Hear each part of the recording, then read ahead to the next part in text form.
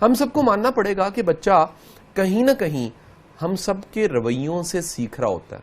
اچھا. اور حضرت علی کرم اللہ وجہ کی بڑی خوبصورت کوٹیشن, آپ فرماتے ہیں کہ پہلے 10 سال بچے کے غلام بن جاؤ, کہنا مانو, سنو اس کی, سناؤ اس کو, شیئرنگ کرو, محبت کرو, بے لوث محبت کرو, بچوں کی طرح کھیلو اس کے ساتھ, بچوں کی طرح شیئرنگ کرو, بچوں کی طرح سنو, اس کے لیول پہ آ کے بات کرو. اگلے 10 سال بچے کے ماسٹر بن جاؤ, یعنی اگلے سال تم نے حاکم بننا ہے, بچہ محکوم ہو گیا, یعنی 11 سال کا بچہ 20 سال کی عمر تک آپ حاکم ہیں, اسے محکوم ہونا چاہیے, فالو کرنا چاہیے آپ کو. اگلے 10 سال یعنی 20 سال کی عمر کے بعد 21 سے 30 سال یا آنورڈ بچے کے دوست بن جاؤ. ہم لوگ کیا کرتے ہیں, ہم لوگ وقت پہ محبت کرتے نہیں ہیں, اور جب محبت کرتے نہیں ہیں, بچے میں محبت ہے ہی نہیں اور خلا رہ گیا, اور وہ ذات کا خلا جو ان سے ہے, کل کو ساری کی ساری زندگی وہ خلا اس کو تنگ کرتا رہے گا. میرا ماننا یہ ہے کہ بچوں کے کردار مضبوط تب ہوتے ہیں جب بچوں کی شخصیت میں محبت رکھی ہوتی ہے, اور وہ محبت قربانی کی حد تک ہوتی ہے. ایک بات یاد رکھیں, بچے شکر نہیں کر سکتے, بچوں کے پاس تھینک یو نہیں ہوتا, بچوں کے پاس یہ ریلائز کرنا نہیں ہوتا میرا باپ کتنی محنت کرتا ہے.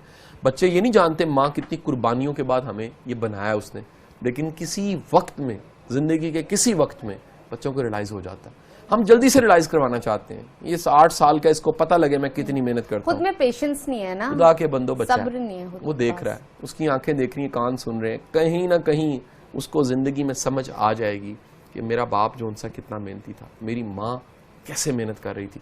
اور یہ محنت کہیں نہ کہیں ان کے اندر ایک محنت کا جذبہ ضرور پیدا کرے گی. سو آپ نے جو محبت کی ہوتی ہے وہ محبت ذات کو بھرتی ہے, ذات کے خلا کو بھرتی ہے, اور اندر ایک یقیناً ایک سکون, اطمینان آتا ہی تب ہے. میں بڑے لوگوں کو کہتا ہوں کہ وہ نصیحت سے بچے کو بدلنا چاہتے ہیں.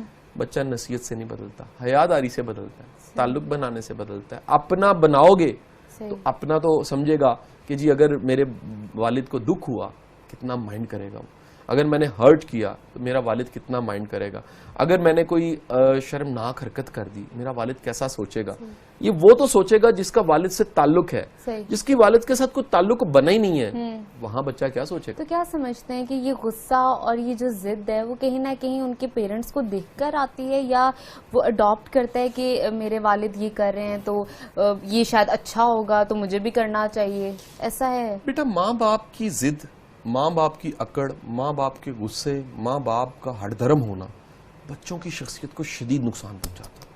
یعنی یہ وقت ہے جیسے وہ ایک ریکارڈر ہوتا تھا نا, ریکارڈر آن ہوتا تھا, ٹیپ چلتے چلتے ریکارڈ ہوتی تھی, اسی کو لگا کے سنتے تھے, جو ریکارڈ ہوا تھا وہ چلنا شروع ہوتا تھا. بالکل ٹھیک ہے. اس عمر میں جب کہیں نہ کہیں ریکارڈر آن ہوتا ہے, وہ ریکارڈ کر رہا ہوتا ہے, وہ ساری کہانیوں کو, نفرتوں کو ریکارڈ کر کے کل کو ایک دم جب پلے کرتا ہے تو ہمیں وہ آوازیں بھیانک لگتی ہیں, ہمیں وہ رویے بھیانک لگتے ہیں. اور مزے کی بات بتاؤں, بچہ وہ ریکارڈر ہے جو عادتوں کو بھی ریکارڈ کرتا ہے, رویوں کو بھی ریکارڈ کرتا ہے, سننے سنانے سوچ کو بھی ریکارڈ, انداز, اطوار, طور طریقوں کو بھی ریکارڈ کر رہا ہوں. اچھا شاہ جی,